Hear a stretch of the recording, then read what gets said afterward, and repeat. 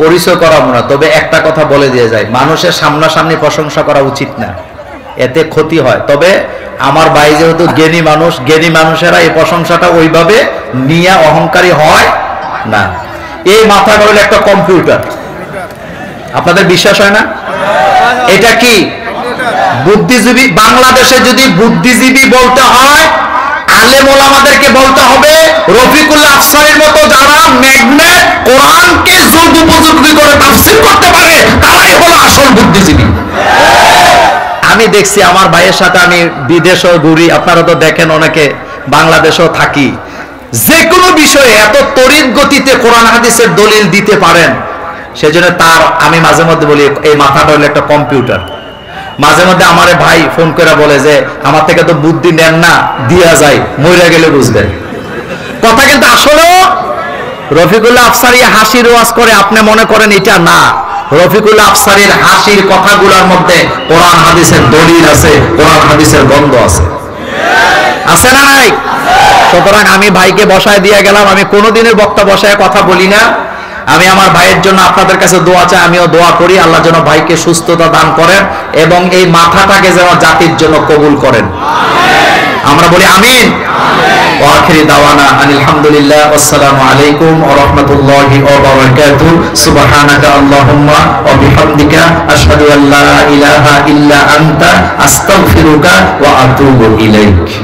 আমার লোকেরা বৈশা জমি জমা ভাগ করে দিছে, এদিন থেকে এক ভাই আরেক ভাইয়ের চেহারাও দেখতে পারে না, এমন ভাই আমাদের নোয়াখালীতে নাই। আপন ভাই হইয়া ভাইয়ের রাস্তা বন্ধ করে, ভোট করো মিয়া, আপন ভাই হইয়া ভাইয়ের রাস্তা বন্ধ করে, ভাইয়ের রাস্তাটা তার বাড়ির উপর দিয়ে গেছে, এই জন্য হুমকি দেয় তুই কোন দিক দিয়া বাইর হবি, তুই কোন দিক দিয়া যাবি। ভাই হইয়া ভাইয়ের রাস্তা বন্ধ করে, ভাতিজা হইয়া চাচা জেঠার রাস্তা বন্ধ করে, চাচা জেঠা হইয়া ভাতিজাদের রাস্তা বন্ধ করে, এতিমের মাল খায়া বালা। এমন ডাকাত চোর বাটপার বাংলাদেশের ঘরে ঘরে আছে না? আর তুমি মুছে তেল দিতেছ, তুমি জান্নাতে চলে যাবা। জান্নাত এত বড় গেট, মাহফিলের গেট, দলে দলে আইছো, দলে দলে চলে যাবা। আমি মনে করি হকের ব্যাপারে ওয়াজ করা বেশি দরকার, কারণ মানুষের হকের ব্যাপারে গাফেল।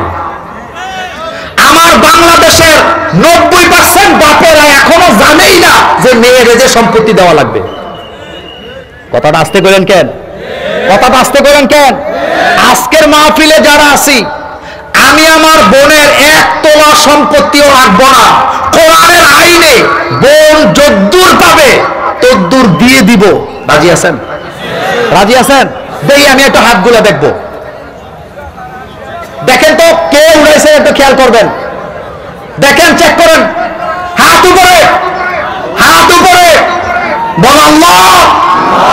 আমার জানা সত্ত্বে আমি আমার ভাইয়ের হক, বোনের হক, ফুফুদের হক, আল্লাহর বান্দার হক, জনগণের হক আমি নষ্ট করব না, সময় মতো ফেরত দিয়ে দিব। হাত নামান। শেষ ওয়াজ করি। আসছে আফসার ভাই, আসছে আসছে না? খাইতেছে নাকি? ওযু করবো, ওযু করে আসতেছে। শোনেন, আমি বলি শোনেন আমার কলিজার ভাইরা, শেষ ওয়াজ করে দিয়ে যাই। রাসূল করিম সাল্লাল্লাহু আলাইহি ওয়াসাল্লাম পরের হকের ব্যাপারে কতটা সতর্ক ছিলেন আপনি কথাটা নোট করেন। আমরা জানাজা পড়ি না তাদের যার সাথে আমার শত্রুতা ছিল, আমি জানাজা পড়ি না তাদের। মাঝে মধ্যে অনেক আলেম ওলামারা বলে আমি অমুকের জানাজা পড়বো না, তে পাপিষ্ট ছিল, কিন্তু আপনার খবর নাই বিশ্বনবী জানাজা পড়েন নাই তাদের ঋণগ্রস্ত অবস্থায় যারা মারা গেছে। এই ঋণের ব্যবস্থা হইছে না যতক্ষণ, অথবা এই ঋণের দায়িত্ব নিছে না যতক্ষণ বিশ্বনবী জানাজা পড়ে নাই। আল্লাহর নবী বলেছেন ঋণগ্রস্ত অবস্থায় মারা গেছে, আল্লাহর বান্দার হক নষ্ট করে গেছে, এটা সমাধান হবে না যতক্ষণ তোমরা জানাজা পড়ো। আমি বিশ্বনবী জানাজা পড়ব না।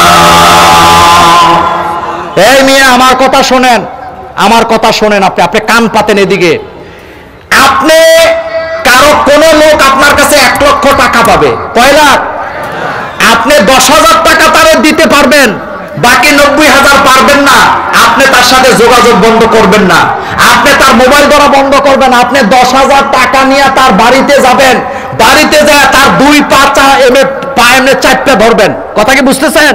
এমনি চাপা দিয়া ধরে বলবেন, ভাই আমি অন্যায় করছি, আমি আল্লাহর নিরীহ বান্দা, তোর থেকে 1 লাখ টাকা নিছিলাম, আমার সামর্থ্য নাই রে ভাই, আমার 10,000 টাকা দেওয়ার সামর্থ্য আছে ভাই, তুই আমারে মাফ করে দে, যতক্ষণ মাফ করবি না তোর পা আমি ছাড়বো না। করতে পারবেন? কথা কয় না তো, করতে পারবেন? ফোনই তো ধরে না। ছাত্র জীবনে হাদিস বুঝি নাই, রাসূল কারীম সাল্লাল্লাহু আলাইহি ওয়াসাল্লাম বলেছেন, রাসূল সাল্লাল্লাহু আলাইহি ওয়াসাল্লাম বলেছেন, যারা কর্জে হাসানা দেয়, মানে টাকা হাওলাত দেয় বা সম্পদ হাওলাত দেয়, তাদের সওয়াব হবে 8 গুণ। সুবহানাল্লাহ বাজিয়ে কয় গুণ? ছাত্র জীবনে হাদিস বুঝি না, এখন থেকেই বুঝেছি। মাঝে মাঝে টাকা হাওলাত দিয়ে বুঝছি, তার কারণ হলো আপনি যে হাওলাত দিবেন আল্লাহ জানে, আপনি টাকা হাওলাত দেওয়ার কারণে আপনি যদি দান করে দিতেন একবারে শেষ, এটা চলে গেছে আল্লাহর রাস্তায়, কিন্তু হাওলাত দেওয়ার কারণে আরো 7 জোড়া স্যান্ডেল যে ক্ষয় করা লাগবে এটা জানে কে? আমার আল্লাহ কত দয়ালু, আল্লাহ জানে আপনি যে টাকা হাওলাত দিবেন 7 জোড়া স্যান্ডেল ক্ষয় করা লাগবে। এই জন্য নবীজি বলছেন, বান্দারে তুই আমার উম্মতেরা তুমি যে টাকা হাওলাত দিয়ে বিপদে পড়ছে এটা আল্লাহ ভালোই জানে, এই যে স্যান্ডেল ক্ষয় যাবে এই স্যান্ডেলের প্রতিদান আল্লাহ দিয়া তোমাকে 8 গুণ 18 গুণ পর্যন্ত আল্লাহ দিয়ে দিবে। সুবহানাল্লাহ বলবেন না?